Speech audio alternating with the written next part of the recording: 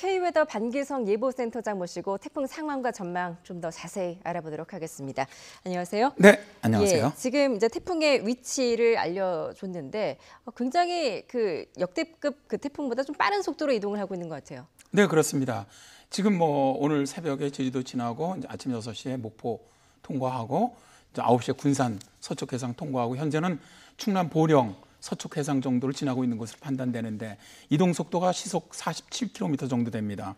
그러니까 실제로 다른 태풍에 비해서 속도가 상당히 빨리 이동하고 있는 게 맞죠. 예, 제주도와 남부지방에서 이제 서울 등 중부에도 태풍특보가 내려졌고 거의 사실상 이제 전국에 태풍특보가 내려져 있는데 중부지방에도 이제 비바람이 좀 거세지겠군요. 네, 그렇습니다. 지금 뭐 이 태풍의 그 위험 반경 자체가 370km이기 때문에 전국이 다 태풍 경보권 안에 다 지금 다 들어가 있습니다. 예. 그리고 수도권도 이미 이제 태풍의 직접적인 영향권 안에 들어왔고요. 뭐 지금 저 굉장히 빠른 속도로 북상하고 있기 때문에 이제 바로 그 지금 같으면 이제 올라온 다음에 12시 정도에 서산 정도 앞바다 정도 위치할 거로 보고요. 14시 정도에 지금 보면은 서울 서쪽 해상으로 올라올 거로 봅니다. 15시에 저 황해남도죠. 북한 해주하고 개성 사이로 상륙할 것으로 예상을 하고 있거든요. 예. 자, 이제 이렇게 된다면 지금서부터가 이제 실제로 이제 수도권 쪽은 바람이 좀 심해지는 그런 시간이 됩니다. 대개 이 태풍과 같은 위치에 있을 때 위도상으로 그때가 바람이 가장 강합니다. 네. 그런데 그게 서울 같은 경우는 한 14시 정도가 되거든요.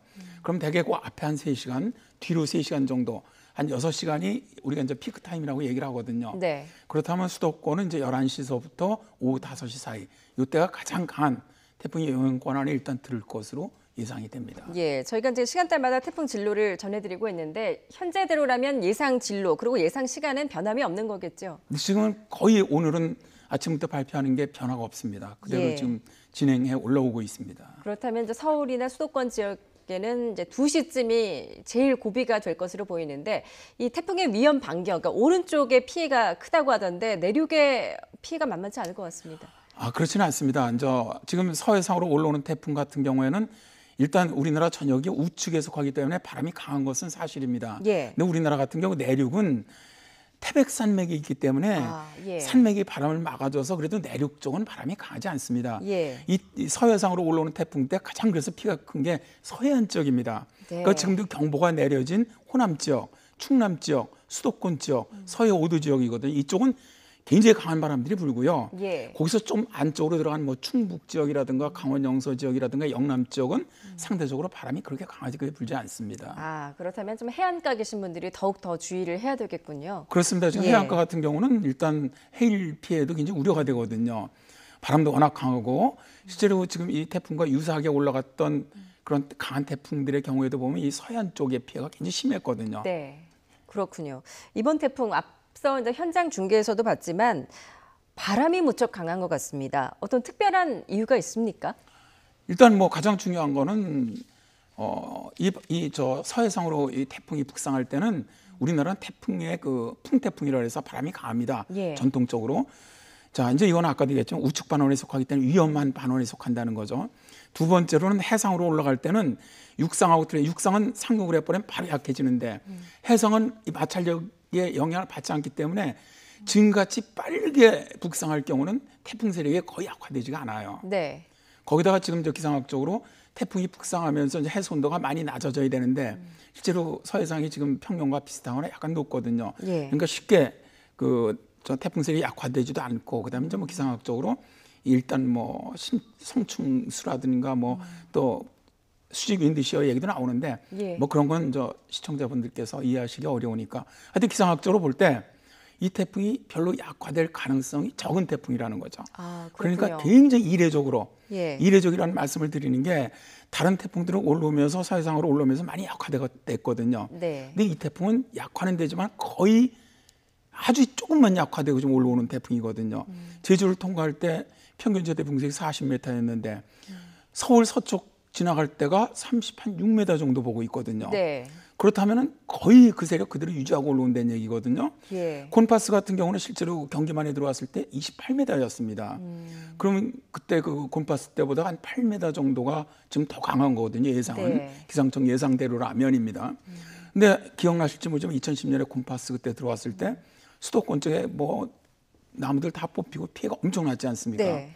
그래서 아주 상당히 지금 현재대로 올라온다면 강도도 그대로 정말 올라온다면 피해는 상당히 수도권 쪽으로 크지 않겠나 그렇게 예상이 됩니다. 수도권 쪽으로 상당히 피해가 클 것이다. 지금 내륙 초속에 35m 정도의 초속 35m 이상의 강한 바람이 관측 예상이 되는데 이 정도면 어느 정도 세기의 위력이라고 볼 수 있을까요? 우리가 보통 바람 얘기할 때 15m 하면 입간판이 날아가고 25m 하면 낡은 기와장이 날아가고 30m가 넘어가면은 뭐 예를 들어서 자동차도 전복되고 한 40m 넘으면 사람도 날아가고 나무 다 뽑히거든요. 네. 그러니까 실제로 이 내륙 쪽에 이제 통과하는 가장 가까운 지점에 이제 해상이라든가 섬 같은 데는 뭐 순간최대 풍속이라고 우리가 얘기를 하죠. 평균 풍속 말고 50m 이상 예상하고 있는데 내륙은 그 정도는 안 되고 한 35에서 40m 될 것 같아요. 예. 그럼 그 정도라면 차량도 전복될 가능성이 있고요. 사람도 날아갈 가능성이 있는 정도. 예. 그러니까 뭐 입간판이 이런 건 다 날아가고요. 물론. 네. 그래서 이 참 주의해야 할 게 일단 태풍이 가까이 올 때는 가급적 외출을 안 하시는 것이 좋습니다. 예. 이 곰파스 때도 그랬지만은 대개 날아다니는 물체에 사람들이 피해가 가장 컸거든요. 네, 그렇군요. 내륙 초속 35m, 운전대는 당연히 잡지 말아야 될 것 같고요. 네, 대중교통 예. 이용하시는 게 좋습니다. 가급적이면 외출을 좀 자제하는 게 좋다는 조언이셨습니다. 자, 이번 태풍과 비슷한 경로로 이동했던 태풍 무엇이었고 또 당시의 이동 경로 세기는 어느 정도였었나요? 실제로 가장 강하게 올라왔던 게 곤파스 2010년, 그다음에 2000년에 뿌라비룬이라고 있었습니다.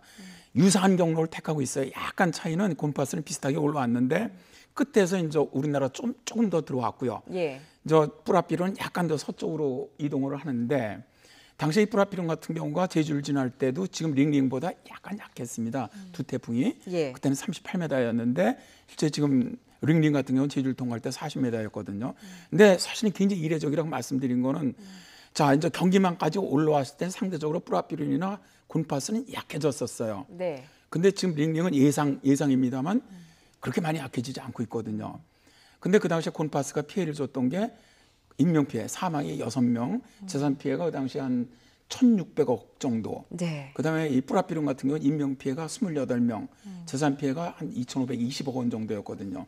그러니까 실제로 서해상으로 올라온 피해 중에서 가장 컸던 태풍들인데 지금 예상대로 그 강도로 그대로 올라온다면 이 피해는 훨씬 정말 갱신하는 상당히 큰 피해가 될 것으로 예상이 되고 있습니다. 태풍 곰파스와 뿌라비람보다 더 피해가 클 수도 있다. 가능성이 훨씬 높죠. 예. 네. 지금 현재 가장 주의해야 될 지역, 또 우려되는 피해가 있다면 어떤 게 있을까요? 아까도 말씀드렸지만 일단 태풍이 서해상으로 올라올 때는 가장 피해가 큰 지역이 서해안 지역입니다. 네. 그래서 지금서부터는 이제 충남 지역, 그러니까 이제 전북 지역, 충남 지역, 그다음에 수도권, 서해 5도 지역입니다. 이 지역으로는 직접적인 영향권 안에서도 좀 강하게 영향을 받을 수 있는 지역들이거든요. 네. 특히 해안가 쪽은 이 해안가에 나가시면 안 되고요. 하여튼 조심하셔야 됩니다. 그렇군요. 특히 해안에 계신 분들 좀 주의를 하셔야 될 것 같습니다. 태풍이 오후 2시쯤에는 이제 서울 등 수도권에 상륙을 할 것이다라고 예상을 하셨는데 큰 것이 아니고 가장 가장 근접할 것이다. 네, 그렇습니다. 네. 그 이후의 진로는 또 어떻게 좀 될까요? 일단 저 경기만에서 서울과 가까운 지점을 지나가서 북한 황해남도죠. 네. 해저하고 그 개성 사이로 상륙을 합니다. 상륙을 해서 18시에는 평양 인근 지역까지 가고요. 21시에는 강계 쪽까지 올라갑니다. 네. 그러니까 굉장히 빨리 이동하는 것이죠. 예, 그야말로 한반도를 관통한다고 볼 수 있겠네요. 북한은 완전히 관통하는 것이고요. 예. 우리나라는 서해상으로 올라가는 것이고요. 예. 네, 그렇죠. 자, 이번 태풍 좀 언제까지 예의주시해야 될까요? 자, 이제 가장 피크 타임은 15시까지로 17시까지 말씀을 드렸는데 네. 17시가 지나더라도 바람이 급격히 약화되는 건 아닙니다. 그때는 바람 밖에도 남서풍 불어 들어오면서 바람은 강하거든요. 다만 저 지나갈 때보다 좀 약하다는 건데 현재 예상 진로대로 본다면 내일 새벽 3시에 블라디보스토크까지 갔을 때가 태풍이 약해져요. 예. 그다음에 그 태풍 반경도 굉장히 작아지거든요. 그래서 일단 내일 새벽 정도까지는 수도권입니다. 예. 그 남쪽 지역은 좀 일찍 해소가 될 거고요. 우리나라 전역이 태풍의 영향권에서 완전히 벗어날 거로 예상하고 있습니다. 예, 일단 이번 주말 내일까지도 좀 예의주시해야 될 것 같습니다. 지금까지 반기성 K웨더 예보센터장이었습니다. 잘 들었습니다. 네, 고맙습니다.